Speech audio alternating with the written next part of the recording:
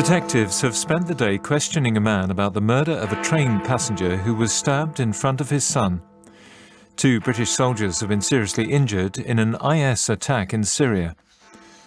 Theresa May is preparing to launch a long-term plan for the NHS with promises of better mental health and maternity care.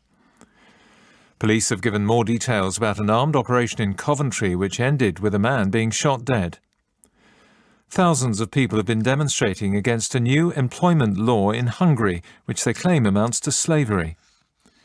2 Premier League clubs have been knocked out of the FA Cup by lower league sides. And the 90-year-old who's been stripped of his world record after failing a drugs test.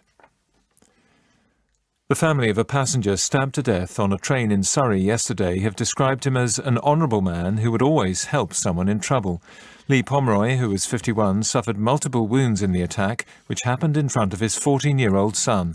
A man was arrested early this morning on suspicion of murder. James Waterhouse reports from Farnham. After a 17-hour hunt, police made 2 arrests early this morning at a ground floor flat in Farnham, 20 miles from the rail line where the attack happened. 2 people were detained, a 35-year-old man on suspicion of murder and a 27-year-old woman on suspicion of helping an offender. Grant Christie lives in the building and says officers arrived in force. It sounded like someone was trying to kick a door in. That's what it sounded like to start with. And then, I jumped out of bed, put my ear to the door, listening to what was going on. Then I heard the police shouting, the usual stuff, put your hands up, turn around and all that sort of thing. They led her out first, and a few minutes later they brought him out. I say there was armed police everywhere, lots more police turned up, and that was it. Lee Pomeroy would have been 52 today. He was taking his 14-year-old son on a train from Guildford to London for a day out when he was killed. More details have emerged of what led to the attack, which officers say was carried out with an extraordinary level of violence. Sean O'Callaghan is the Assistant Chief Constable of British Transport Police. We now know from the inquiries that we've been doing overnight and from witnesses that the 2 men were involved in a verbal discussion. That discussion lasted 3 to 4 minutes. It moved through one carriage from where they first boarded into another carriage, and that argument escalated to the unprovoked violent attack that sadly resulted in the death. In a statement, Mr. Pomeroy's family described him as an honest, bright family man who loved music. His 14-year-old son is receiving care from specialist officers, and detectives have now shifted their focus to finding the weapon used. Officers have stressed this was a rare event, saying violent attacks happen in 1 in every million passenger journeys in England, Scotland and Wales. 2 people have been critically injured in separate stabbings in London. A 26-year-old man was found with knife wounds at a road in Forest Gate. A short time later, a woman in her 30s was taken to hospital after police were called to reports of a stabbing in a road in Leighton. 2 other men were also wounded, but were less seriously injured. 2 British Special Forces soldiers have been seriously wounded in an attack by Islamic State militants in Syria. Reports on social media suggest the pair were hit by a missile. Here's John McManus. The 2 British soldiers were injured in Deir ez-Zor, which is in northeastern Syria. It's thought they came under attack by militants with so-called Islamic State. 1 Kurdish fighter is thought to have been killed in the same incident. The British soldiers were reportedly evacuated by American troops in the area. British Special Forces are believed to be operating secretly on the ground in Syria, though the Ministry of Defence refuses to confirm this. In March, a sergeant with the parachute regiment was killed in an explosion while embedded with US troops in Syria.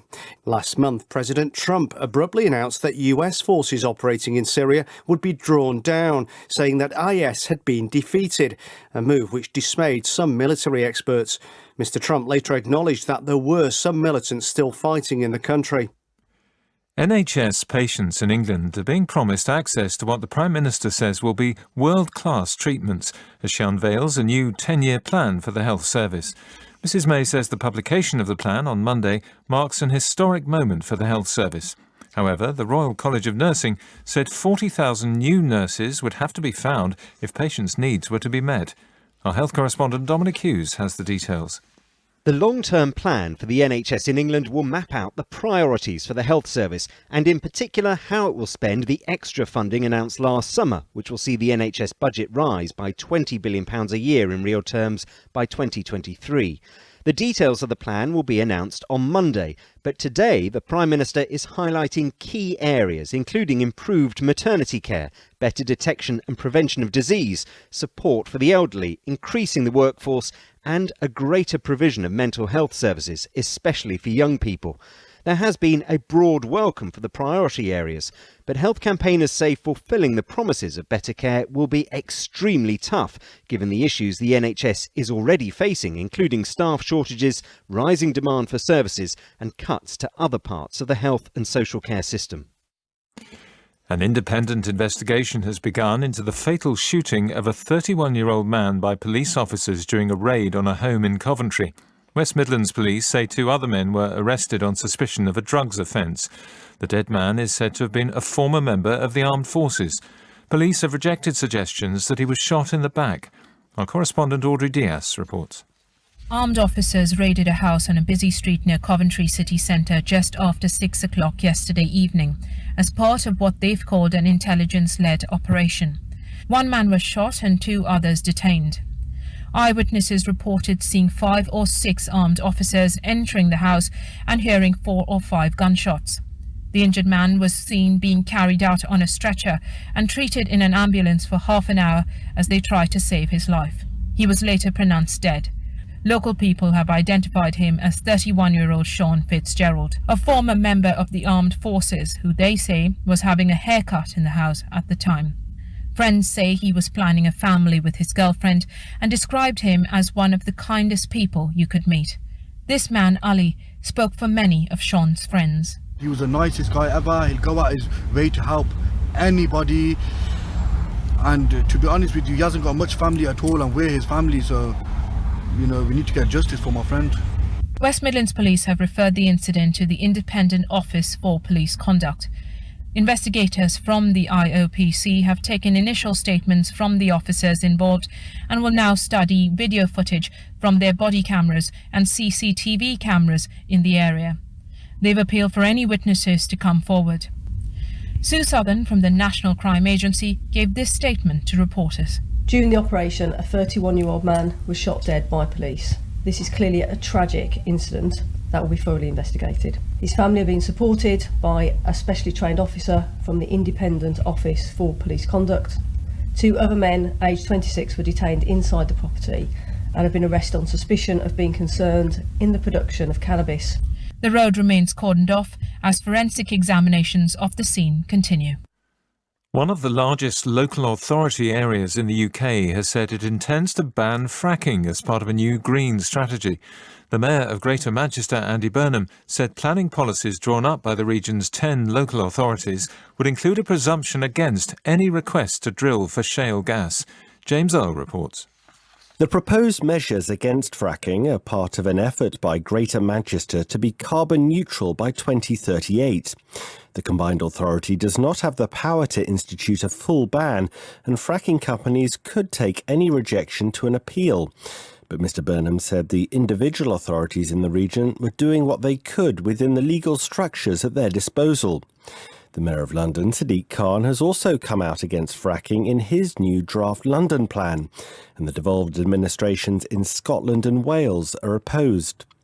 Concerns about the drilling technique were raised once again before Christmas when a small earthquake was recorded at the Quadrilla fracking site near Blackpool.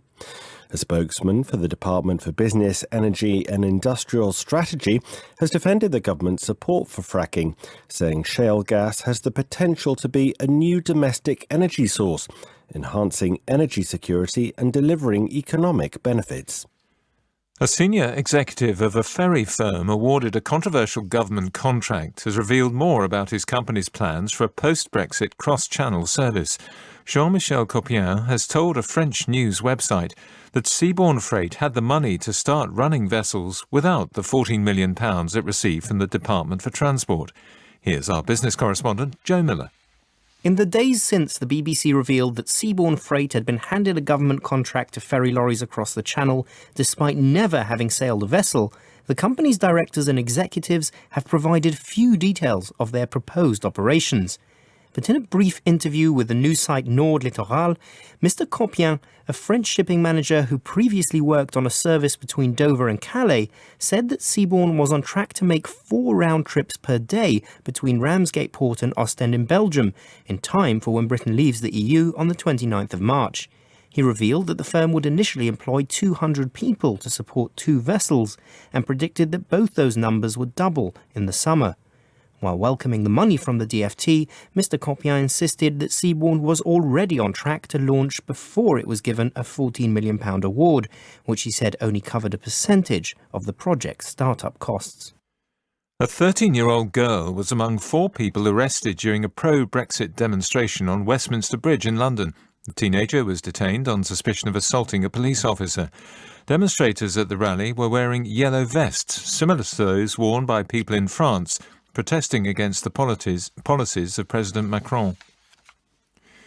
Russia's deputy foreign minister has said Moscow won't consider a prisoner swap for Paul Whelan, a former US Marine with British nationality who's been arrested on suspicion of spying. Mr. Whelan was detained by the FSB security service on December the 28th. His family say he's innocent and was in Russia for a friend's wedding. From Moscow, our correspondent Sarah Rainsford reports. In the first official comment on Paul Whelan's arrest for espionage, Russia's deputy foreign minister described the case as very serious. Sergei Rybkov seemed to dismiss any suggestion that the former US Marine had been detained as a kind of hostage to exchange for a high-profile Russian detainee in the United States.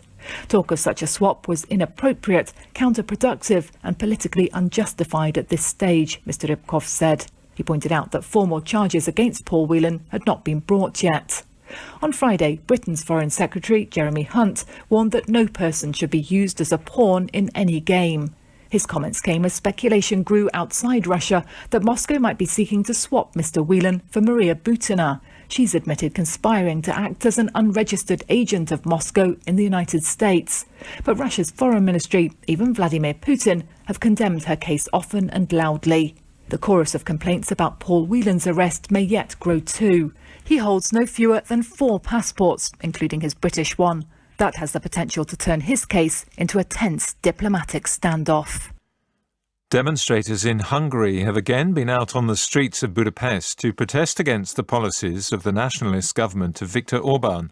They're angry about a new law giving employers the right to ask workers to do up to 400 hours of overtime a year, which they call a slavery law.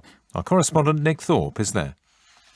Thousands of people marched through the centre of Budapest in bitterly cold January afternoon to gather here in front of the Hungarian Parliament. The main achievement of these protests so far has been the unprecedented degree of unity from the left to the right of the Hungarian political spectrum. But as the novelty as the demonstrations wears off, the problem facing organisers is how to maintain this momentum. There's talk today of a one-day general strike in 2 weeks' time.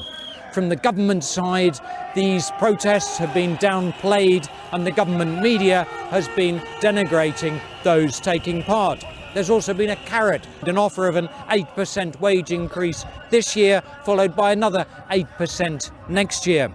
Set against the government then, the protest organisers are hoping that this overtime law will act as a catalyst for all the grievances people across Hungary feel towards the Fidesz government.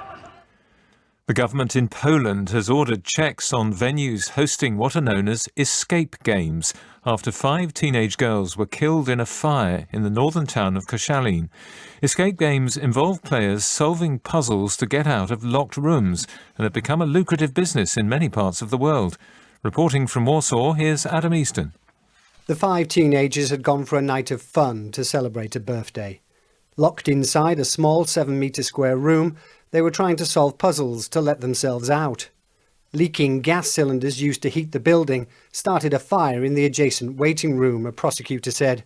Flames and toxic smoke spread quickly, and firefighters used specialised equipment to break in, but it was already too late. Escape rooms have become popular in Poland in the last 4 years. It's estimated there are around 1,000 in the country. The authorities have ordered that all venues now be checked to ensure they meet safety standards. Iran has criticised the Foreign Secretary Jeremy Hunt and accused him of meddling in its affairs. It's thought Tehran is unhappy at Mr Hunt's condemnation of the continued imprisonment of the British-Iranian woman Nazanin Zaghari-Ratcliffe on charges of spying. Our Middle East analyst Alan Johnston reports. Iran's rebuke came from a Foreign Ministry spokesman, Bahram Qasemi. He said Mr Hunt had made hasty, incorrect statements several times recently on issues that had no relevance to Britain. Mr Qasemi said the Foreign Secretary didn't have enough information and that his remarks could be regarded as interference in Iran's affairs. He didn't say which of Mr Hunt's comments he was referring to, but the Foreign Secretary has been scathingly critical of Iran's continued detention of Nazanin Zaghari-Ratcliffe. Late last month, he said that despite being totally innocent, she was being used as a pawn to give Tehran diplomatic leverage. And on Friday, Mr Hunt said Iran had acted shamefully by not giving Mrs Zaghari-Ratcliffe the medical care she needed. He said this was a breach of an assurance he'd been given. Troops have been sent to the northern Brazilian city of Fortaleza to try to end 3 days of violent attacks by criminal gangs against targets including banks, buses and shops. It's the first test for the country's new president, Jair Bolsonaro, a former army captain who was elected on a promise to tackle violent crime. Our America's editor, Leonardo Rocha, reports. The attacks have caused panic in the population of Fortaleza, Brazil's fifth largest city. They come at the height of the summer holiday season when hundreds of thousands of people travel to the area. The authorities in the state of Ceará say, however, that the deployment of troops has already had a positive impact. Shops have reopened and local buses have begun circulating again. Each bus is being guarded by 3 heavily armed soldiers. The attacks are a protest against tougher measures introduced in local prisons, which are largely controlled by powerful criminal gangs. Sir Billy Connolly has sent a musical message to fans saying he's not dead after a BBC programme showed him describing how his life was slipping away. In recent years, the comedian has struggled with serious illness. Our Scotland correspondent Catriona Renton reports. Sir Billy Connolly was diagnosed with Parkinson's disease in 2013. A 2-part documentary series, Billy Connolly Made in Scotland, which aired on BBC Two and was watched by 2.2 million viewers, showed him reflecting on his life and career. In it, the Glasgow-born comedian said his life was slipping away and he could feel it. Sir Billy, known as the Big Yin, said he was 75 and near the end. But he has now said he was sorry if he depressed his fans. Today, his wife, Dr. Pamela Stevenson, posted a video on her Twitter account showing Sir Billy playing a banjo under a blue sky. Not dying, not dead, not slipping away. Sorry if I depressed you. Maybe I should have phrased it better.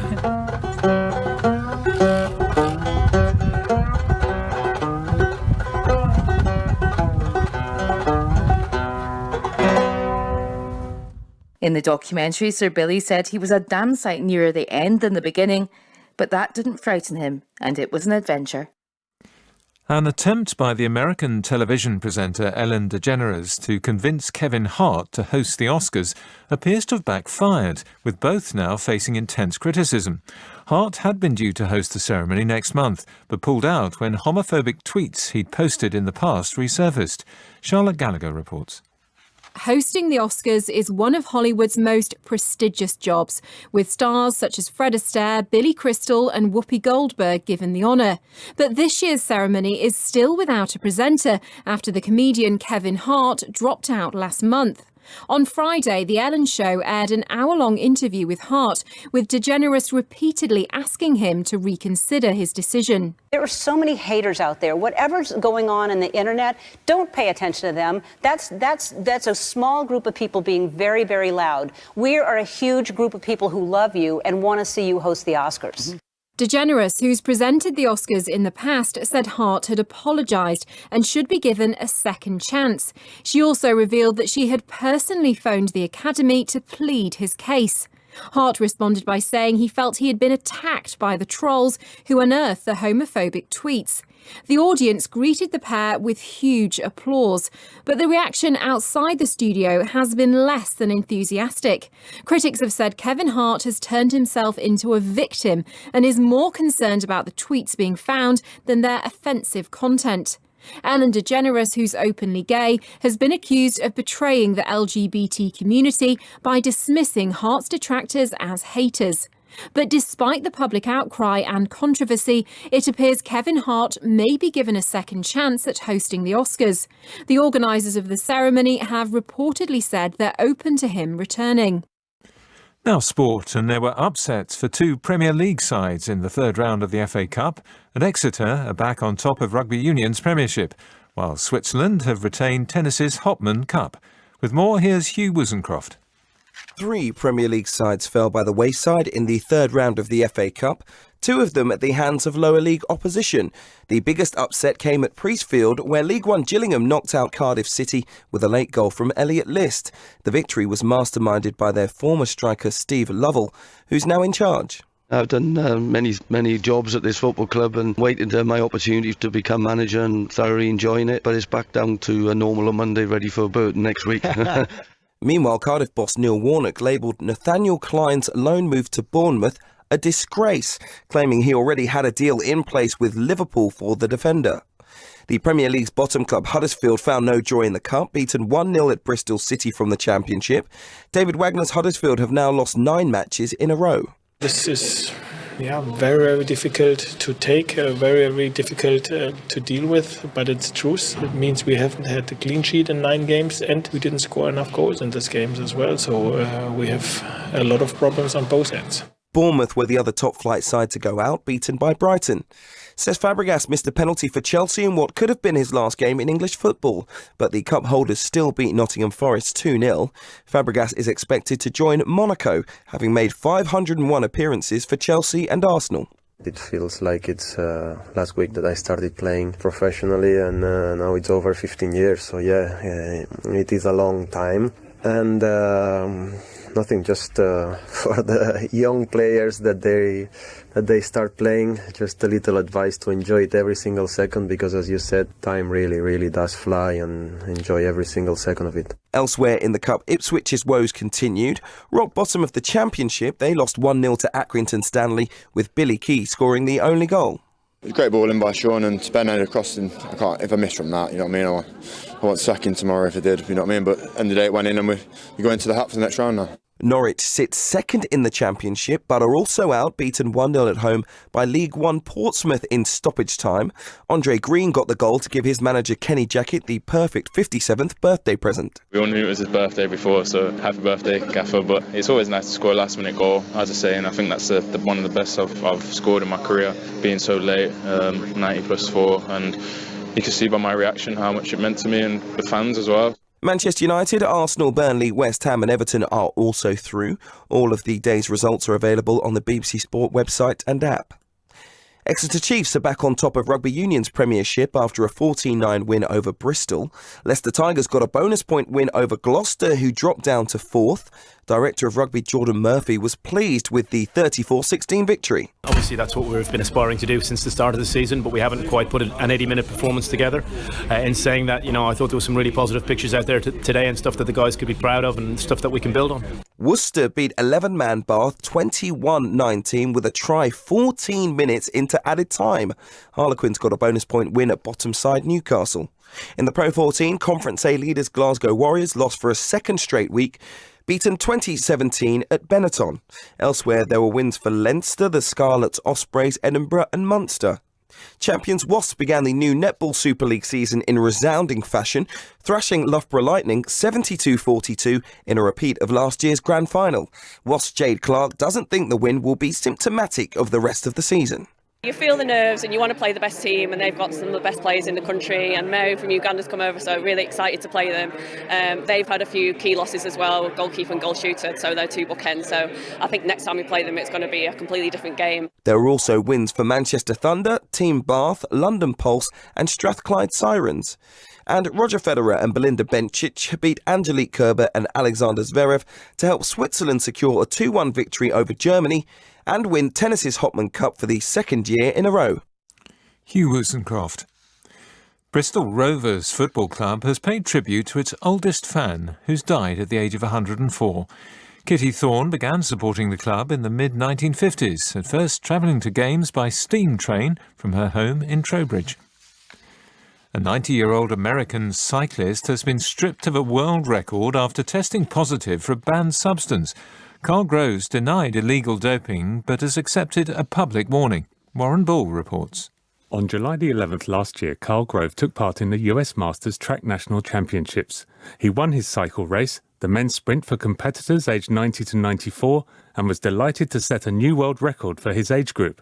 As is customary with record-breaking competitors, the US Anti-Doping Agency asked Mr. Grove for a urine sample and found he'd tested positive for a performance-enhancing drug, epitrenbolone. Mr. Grove claimed that his result was due to eating contaminated meat the evening before the big race, something USADA acknowledged, but it still stripped him of the record.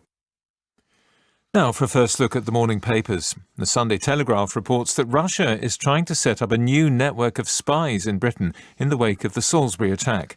Government sources tell the paper the Kremlin is giving more resources to its Foreign Intelligence Service, the SVR, and has ordered it to gain a foothold in the UK. Security officials are said to be greatly concerned because they believe the SVR is a more professional and dangerous organisation than the military intelligence service, the GRU, which was blamed for Salisbury. A parliamentary vote approving the transfer of millions of people to the Universal Credit Welfare Programme is to be scrapped, according to The Observer, amid warnings the system fuels debt and homelessness. The Home Secretary, Amber Rudd, reportedly wants to secure a fresh mandate from MPs and avoid a possible Tory rebellion by seeking approval instead for a smaller-scale pilot scheme. Figures in Whitehall explained to The Observer that Ms Rudd wants to be personally sure the system is working for every claimant. The Sunday Times leads on NHS data showing that more than 40,000 obese people needed hip or knee surgery last year, including 7 teenage girls. The paper says that's an increase of 575% on 8 years ago, with the cost reaching £200 million annually. Campaigners described the figures as horrifying and complained to the Times that successive governments clearly haven't taken the issue seriously. With the headline "Ultimate Betrayal," the Mail on Sunday reports that a woman has been ordered to pay her former husband £250,000 after he found out that for 20 years he'd been raising 3 sons who were not his own. Richard Mason apparently made the discovery 2 years ago after being diagnosed with cystic fibrosis, which causes infertility from birth in men. Mr. Mason tells the Mail he feels like he's been living in the Matrix, not knowing what's real and what isn't. The headlines again. Detectives have spent the day questioning a man about the murder of a train passenger who was stabbed in front of his son. 2 British soldiers have been seriously injured in an IS attack in Syria. Theresa May is preparing to launch a long-term plan for the NHS with promises of better mental health and maternity care. Police have given more details about an armed operation in Coventry, which ended with a man being shot dead. BBC News. With Chris Aldridge.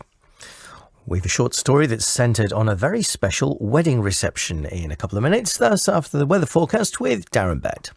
Thanks very much indeed, Alan. Well, it's been a very dull first half of the weekend. High pressure dominating our weather, but it's just filled in with cloud. And it's been a cloudy 24 hours for many parts of the country. All the weather extremes have been in Scotland. On Saturday, the highest temperature was at Shetland. That was 9 degrees. But the lowest daytime temperature was also in Scotland. Balmoral in Aberdeenshire, 0.5 Celsius. That was after a frosty night last night here with a temperature of minus 6.3 Celsius.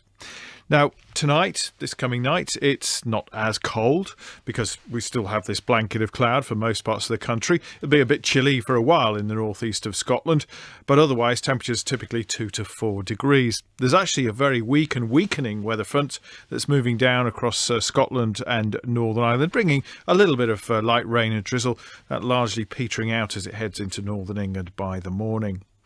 For tomorrow's details, though, for Sunday's details, we start across southern England, Wales, the Midlands and eastern England, where essentially it's another cloudy day, quite dull, I think, in most places. Best chance of seeing some sunshine probably across more eastern parts of Wales.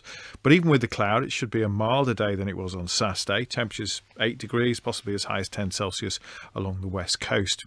Further north across northern England, Sunday may see a little sunshine towards the east coast, but chances are it's going to be cloudy across northern England. A little drizzle at times, mainly for northwest England and the Pennines, and temperatures 8 or 9 degrees. For Northern Ireland, also cloudy, some drizzle returning mainly later on in the day, but temperatures reaching 10 Celsius here. The changes are happening in Scotland. Behind that band of patchy rain and drizzle, we're going to find some sunny spells across northern Scotland. That's the place to be if you want the sunshine. Be a touch cooler here, mind you.